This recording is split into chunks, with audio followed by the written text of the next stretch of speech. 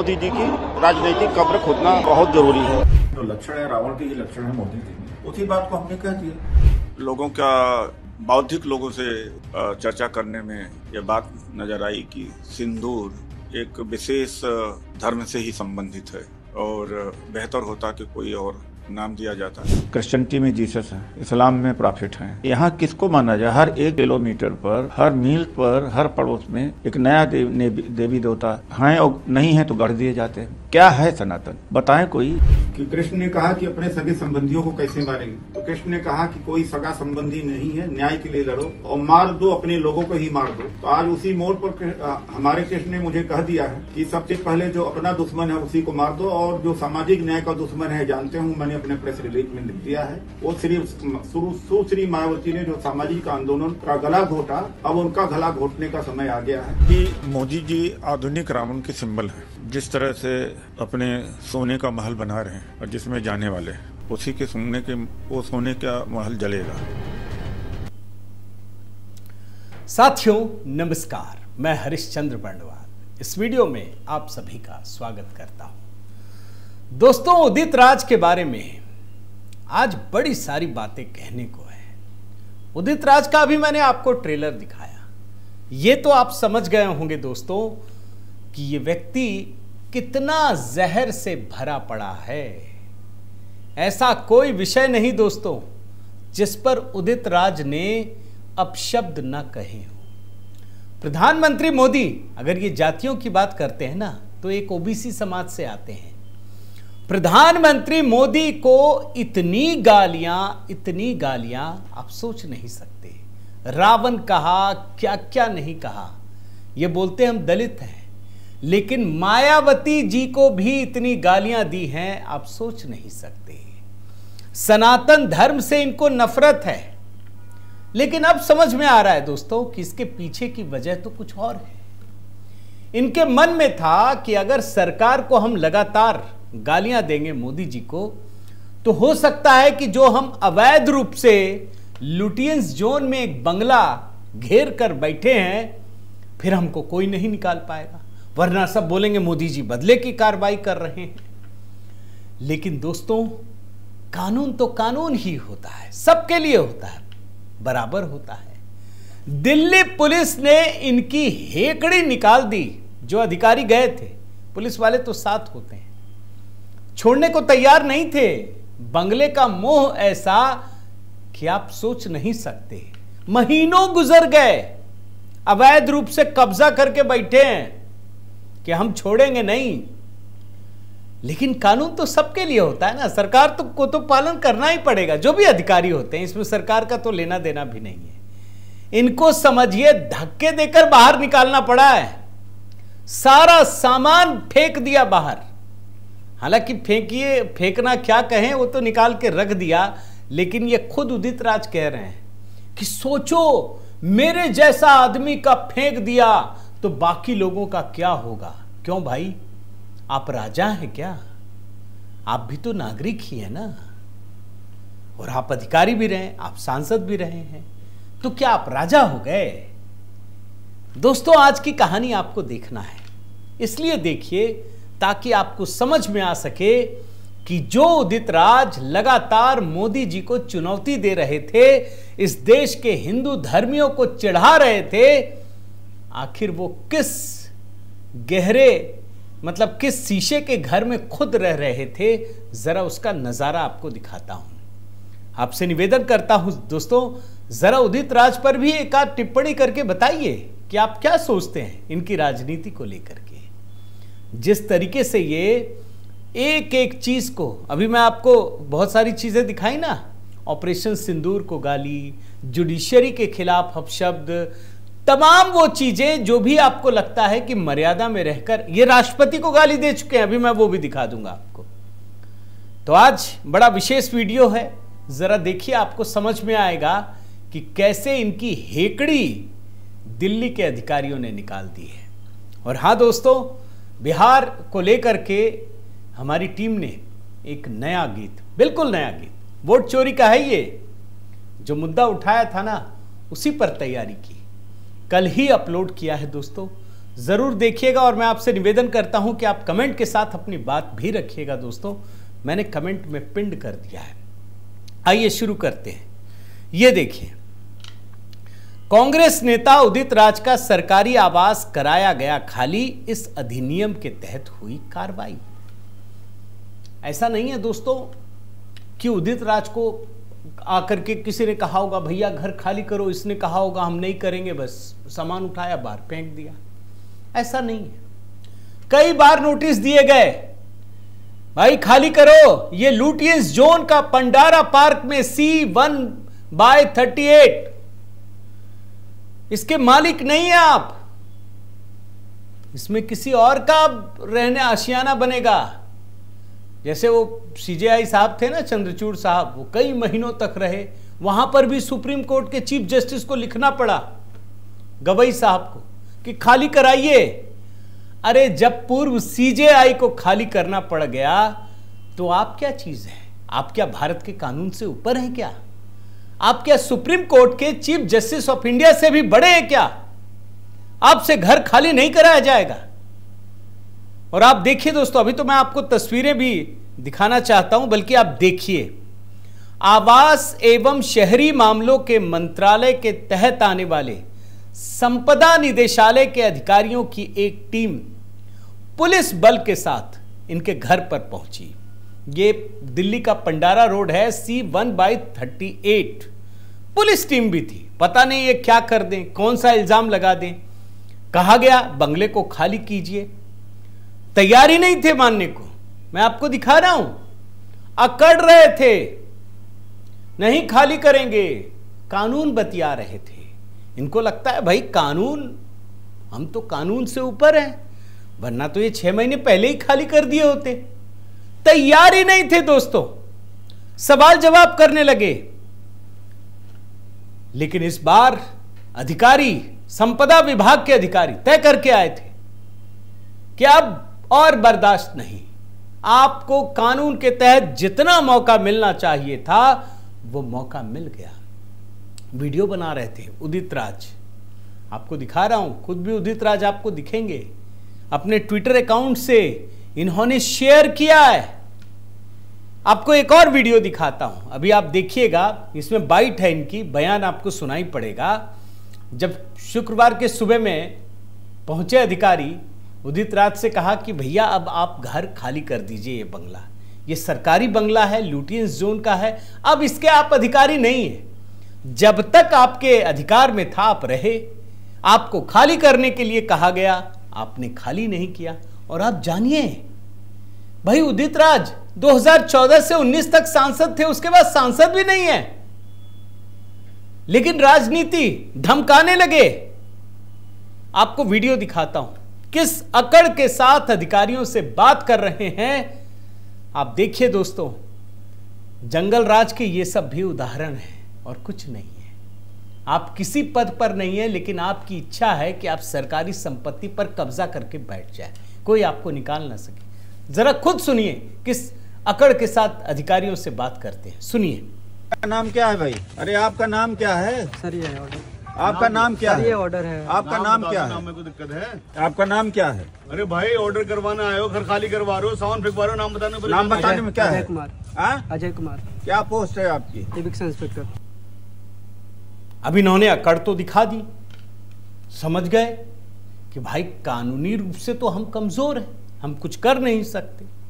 अब वो गिड़गिड़ाने लगे, बोलने लगे कि भाई मैं तो अधिकारी हूं, मैं अधिकृत हूं, मैं ये हूं, मैं नहीं हूं। अब जरा वो भी हिस्सा आपको दिखाई देता हूं ना, बोल रहे हैं अधिकारी से बात करा दीजिए। अरे भाई, कोई आता है घर खाली कराने, जो आदेश होगा वही ना करेगा, वो अधिकारी से क्यों बात कराएगा? आप जाके बात करो ना। अब आप दूसरा हिस्सा भी सुनिए। अधिकारी से बात करा। ये कह रहे मैं ऑथराइज नहीं हूँ, तो अधिकारी से बात तो होनी चाहिए ना। बस खाली कराने के लिए ऑथराइज हुए हैं। नहीं, बात कराने के लिए ऑथराइज हुए हैं। आप अपने काम कर रहे हैं। निकालो, उठा के रखो, लेकिन जबरदस्ती करो। आप बात करा दीजिए, एक बार सर बोल रहे हैं बात करा दीजिए ना, बात करो ना भाई, आप लोग बात नहीं, आपके पास नंबर होगा, बात तो करा सकते हैं। उदित राज का ये रूप देखकर आपको कैसा लग रहा है दोस्तों? मैं चाहता हूं कमेंट जरूर कीजिएगा। मैं तो बहुत सारी चीजें रिसर्च लेकर आया हूं। इन्होंने ट्वीट किया, कानून का माखौल उड़ाते हैं ये उदित राज और कानून की ही दुहाई देते हैं। गजब की गलथेथरी है, गजब का तर्क है। माने खुद कानून को तोड़ रहे हैं और कानून की ही दुहाई दे रहे हैं। और तरीका क्या आजमा रहे हैं? मनुवाद।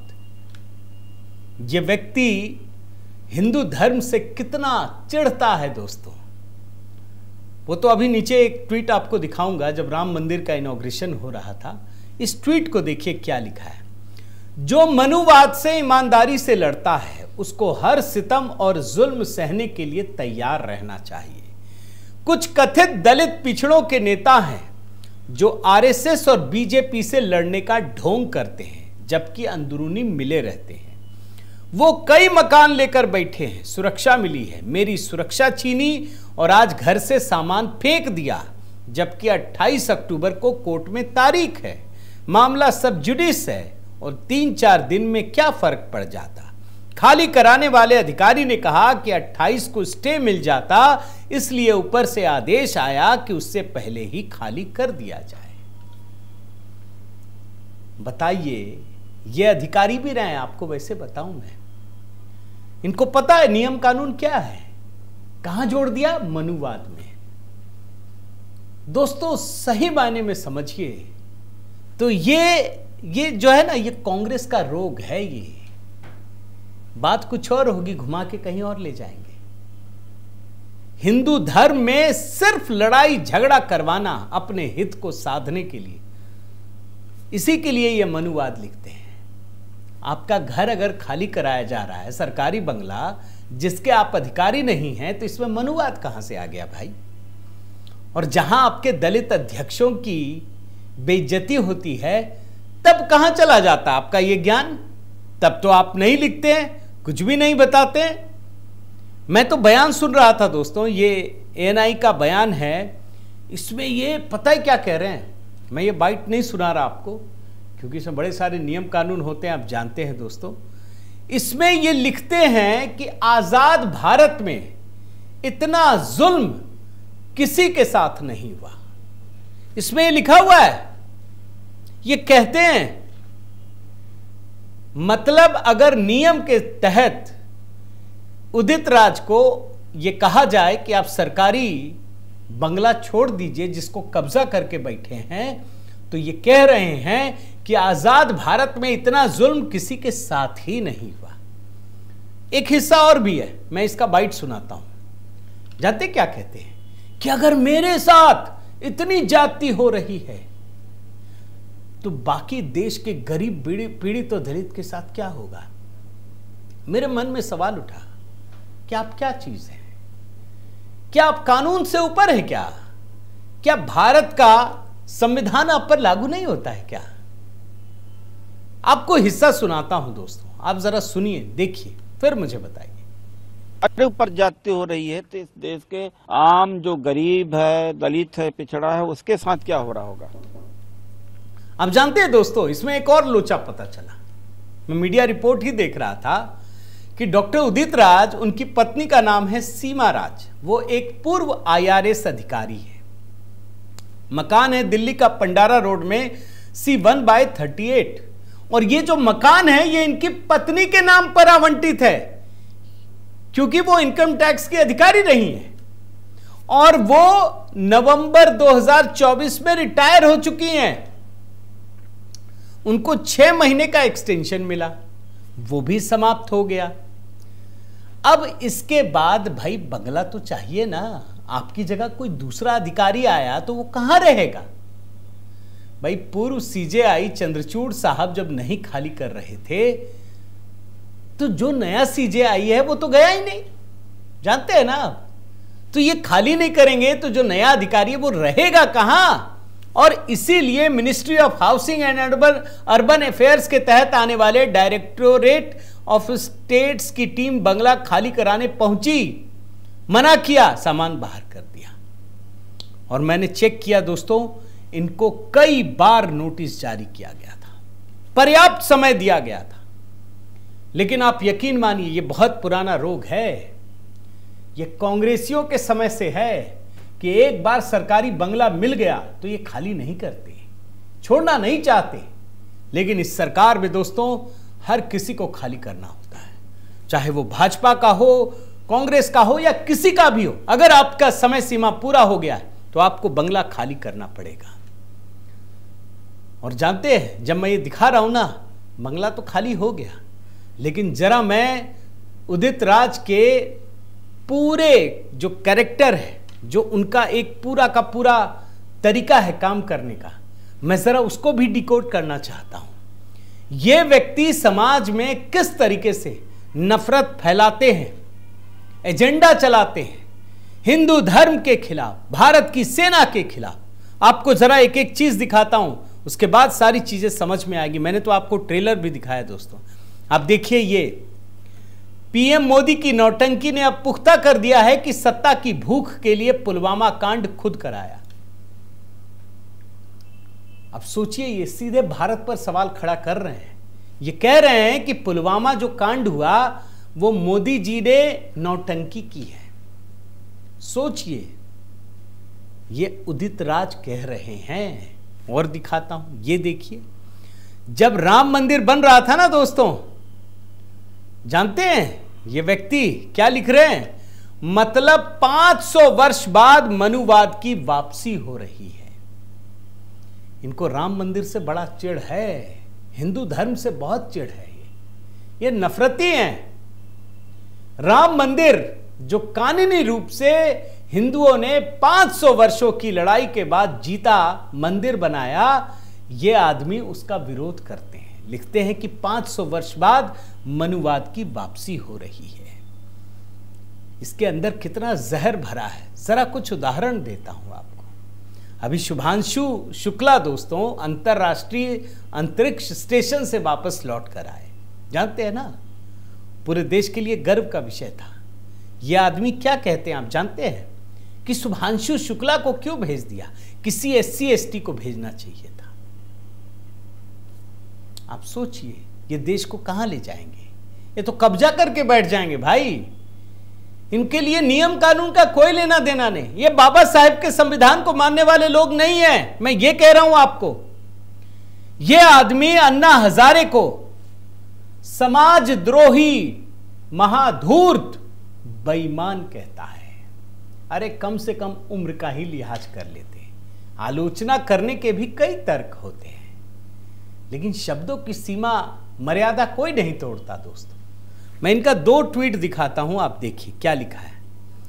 अन्ना हजारे समाज सेवी नहीं, समाजद्रोही हैं। बीजेपी के कहने पर यूपीए सरकार पर G2 स्पेक्ट्रम कोयला आवंटन में भ्रष्टाचार का आरोप लगाया, जो गलत साबित हुआ। इस बेईमान इंसान को माफी मांगनी चाहिए।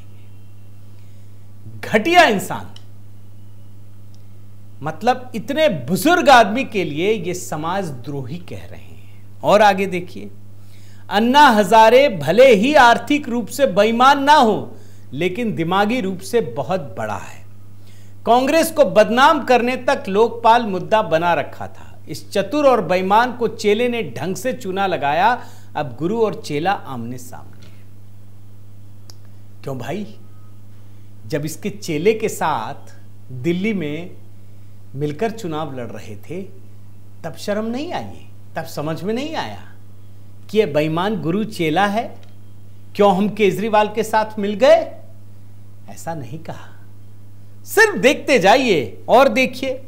ये कहते हैं कि मैं बहुत बड़ा दलित नेता हूं। सोचिए, इस देश को आजादी के बाद पहली बार कोई दलित महिला राष्ट्रपति मिली है।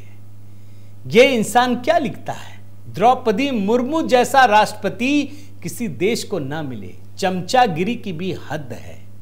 कहती हैं 70% लोग गुजरात का नमक खाते हैं।